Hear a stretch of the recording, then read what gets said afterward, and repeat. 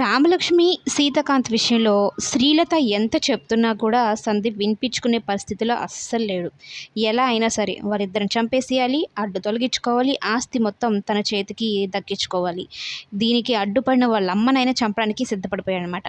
అయితే శంకర్ని పిలిపించి, మా అమ్మ రామలక్ష్మిని ఒకటి చంపాలని చూస్తుంది, కానీ నువ్వు సీతాకాంత్ని కూడా చంపేస్తే లైఫ్ టైం సెటిల్మెంట్ చేస్తానన్నట్టు చెప్పి ఒప్పించుకుంటాడు.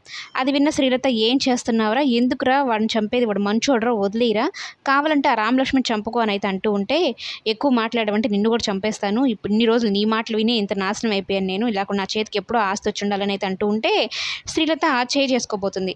చేతిని విరిచి కింద పెట్టి, నువ్వు నోరు మూసుకొని ఉంటావా, లేదంటే నోరు ఎత్తావు అంటే నిన్ను చంపి అవతల పడేస్తానని శ్రీలతని లాక్కొని వెళ్ళి ఒక కుర్చీకి కట్టేసి నోరు ఎత్తనివ్వకుండా చేసి నోటికైతే ప్లాస్టర్ వేసేస్తాడనమాట. ఒరే వద్దురా, మీ అన్నయ్యని చంపవాకరా, ఇప్పటికే మనం చాలా తప్పు చేస్తున్నావురా అని చెప్పినా కూడా వినిపించుకోడనమాట. నాతో ఇంకో తప్పు చేయించకు, కన్న తల్లిని కూడా మర్చిపోయి చంపేస్తాను నిన్ను కూడా అని చెప్పని బెదిరిస్తాడు. ఫోన్ కూడా స్విచ్ ఆఫ్ చేస్తాడు.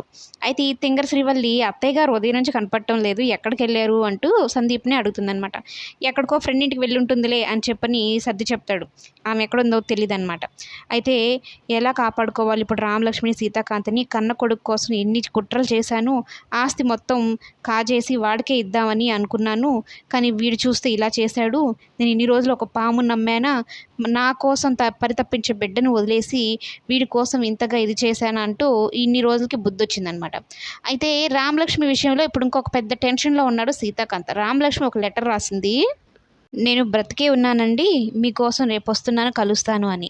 ఈ రామలక్ష్మి మైథిలి ఒకరే అని ఇన్ని రోజులు అనుకునేవాడు కదా, ఇప్పుడు మైథిలి రామలక్ష్మి ఒక్కరు కాదు అని అయితే అనుకొని ఇప్పుడు అనవసరంగా మైథిలి జీవితం నాశనం చేసేసాను, రామలక్ష్మి వస్తుంది, రామలక్ష్మి వచ్చిన తర్వాత రామలక్ష్మికి చెప్పాలి మైథిలి గురించి ఏం చేయాలో ఏం ఆలోచించాలో అని తనలో తానే మదన పడుతూ ఉంటాడు.